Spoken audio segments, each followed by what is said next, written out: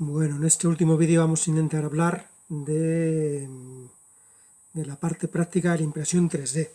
Hemos generado con una aplicación con Tinkercad un objeto SLT o OBJ, un objeto tridimensional, un archivo que lo que digamos contiene es las proporciones, los lados, las partes de ese objeto. Ese objeto como tal no es imprimible, es necesario hacerle slicing, es decir, convertirlo en un archivo de las capas que contiene el objeto imprimible en un archivo con extensión G-code que también incluye la densidad del material, el tipo de material, un montón de parámetros. El que más se utiliza habitualmente es el Cura, está producido por una marca de impresoras 3D, pero funciona con prácticamente cualquier impresora y además permite editar los parámetros del aparato en el que vas a imprimir de forma individualizada. Es decir, que si tú te fabricas tu propia impresora, puedes introducir en Cura los parámetros de tu impresora en concreto, ¿no? Y luego entrar a la aplicación. Me está costando un poco, tengo un problema de conectividad, entre otros muchos problemas técnicos derivados de la situación en la que nos encontramos. Y bueno, mi idea era por lo menos poneros unas imágenes de fondo aquí mientras que trabajábamos o mientras que os explicaba, pero bueno, mientras que va cargando os cuento. Entramos en la página de Cura y nos da la opción de descargar el archivo. No tengo conexión, voy a hacer una paradita. Vale, creo que he conseguido recuperar la conexión. Si no me equivoco, aquí la tengo, la conexión otra vez. Perfecto, vale. Pues esta es la aplicación que os comentaba, Cura, que es ese simbolito, y que, bueno, vais a la página, descarga, tenéis la opción de descargarlo en versión para Windows, para Linux o para Mac. No versión para Android, que justamente es en lo que estoy. La marca que produce esta aplicación es Ultimaker, que es una marca de impresoras. La que tenemos en Cozenfe Servicios Centrales es una Ultimaker pequeñita, no da para hacer muchas cosas, pero bueno, si vais a la página de Ultimaker podéis descargaros allí la aplicación. Es gratuita y no solamente es gratuita, sino que además no hay versión premium ni nada parecido. Simplemente la descargáis, la instaláis y no da mayores problemas. Descargarla directamente de esta página, de la página Ultimaker, y así os aseguréis de que no nos cuelan un software malicioso. De acuerdo.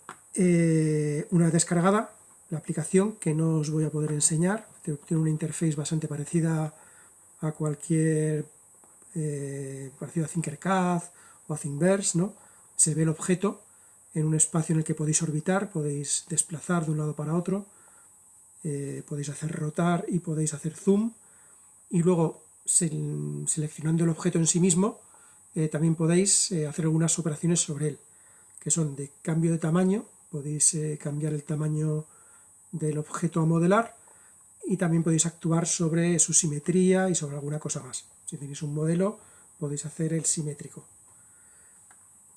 Vale, pues dentro de los parámetros que hay que tener en cuenta a la hora de imprimir, ¿no? Pues os pedirá pues que le digáis la densidad del material, cuanto más denso, más duro, pero también consume más, pesa más y tarda más en realizarse. Y a veces más duro significa más quebradizo. La dureza no significa mayor resistencia, a veces que sea más flexible, que tenga dentro unas celdillas, hace que sea más liviano, sea más flexible y por lo tanto más robusto. Hay que buscar el equilibrio entre una cosa y otra. Si le ponéis un nivel muy bajo, evidentemente va a ser un objeto más o menos pues porque es frágil y fácilmente deshilachable, rompible. Si le dais un exceso de densidad, lo hacéis muy macizo, pesa mucho, va a tardar mucho y además incluso puede ganar fragilidad, ¿no? Ser más fácil de partirse frente a una torsión.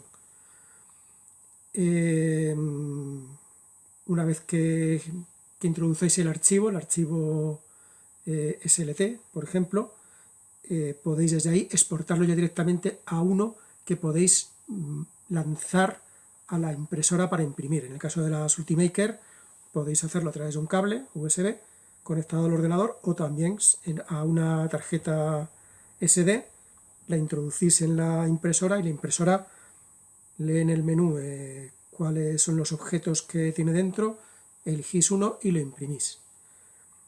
Y las impresoras varían, hay de muchos precios, de muchas calidades, están bajando constantemente de precio, están mejorando constantemente de calidad, con lo cual es muy fácil encontrar impresoras por un precio razonable, 200, 250 euros.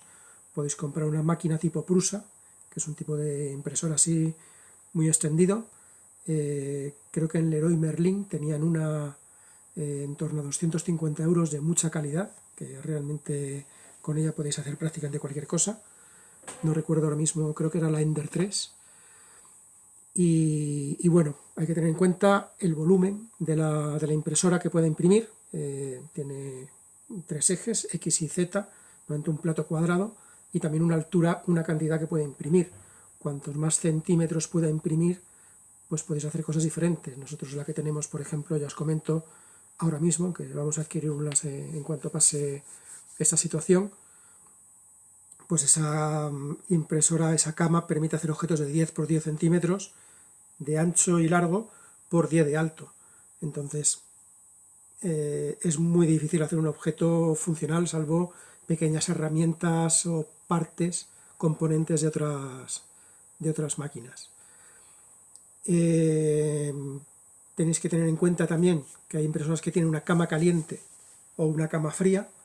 La cama caliente significa que el plástico, cuando sale por el extrusor y cae en un lugar que está casi tan caliente como el extrusor, con lo cual no se contrae y no pierde adherencia. La siguiente capa que se imprime sobre un plástico caliente, todavía elástico, adherente y que todavía no se ha contraído, con lo cual la impresión es de mucho más sencilla y de más calidad.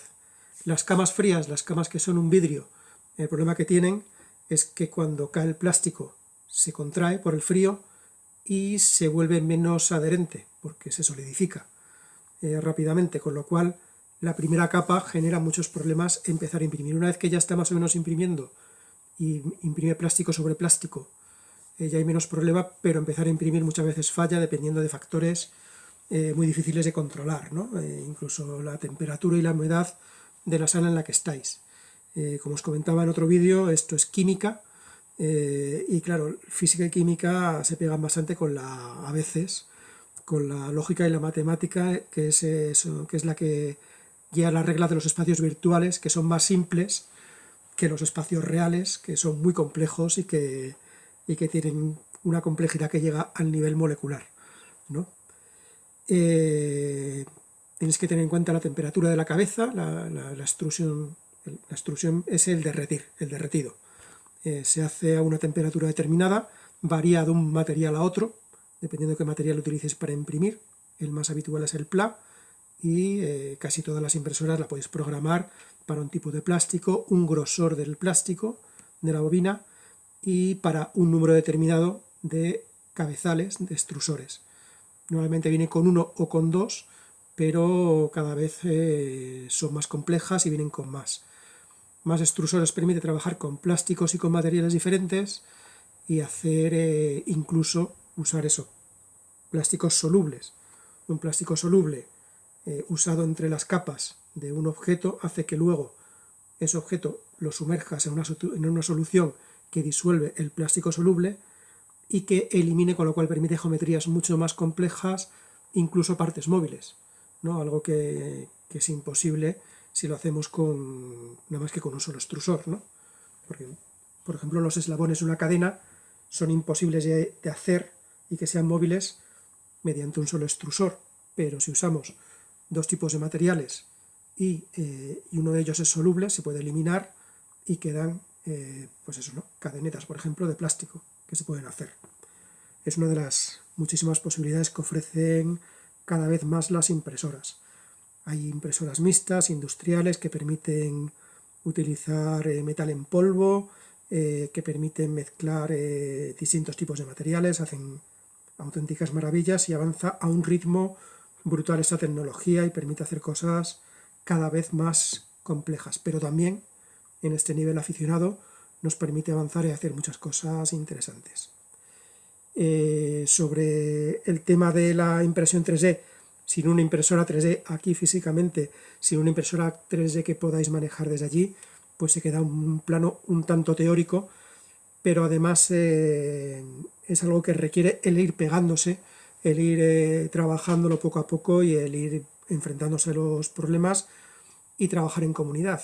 Cuando tengáis una duda, cuando no encontréis una solución, buscáis un tutorial en YouTube, que hay 1000 y muy buenos, os metéis en las páginas de los makers con educación, ¿no? Haciendo primero el trabajo de búsqueda, podéis consultar las dudas que os surjan. En general, este tipo de comunidades son un poco cerradas. Si entráis pidiendo que os hagan el trabajo, que investiguen para vosotras y vosotros, os van a responder que no, que busques tú. Pero si hacéis un trabajo previo de búsqueda y planteáis las dudas y aportáis toda la información posible, son habitualmente muy colaboradoras de estas comunidades y ayudan a cualquier persona a ir aprendiendo. Y ya os digo que hay muchísimo material y muchísimos tutoriales que podéis utilizar para seguir avanzando en esto de la impresión 3D. Así es que con esta parte más referida al plástico en sí, pues damos por terminado este mini modulito, que esperamos que sea una apertura de miras a este mundillo de la impresión 3D. Hasta pronto.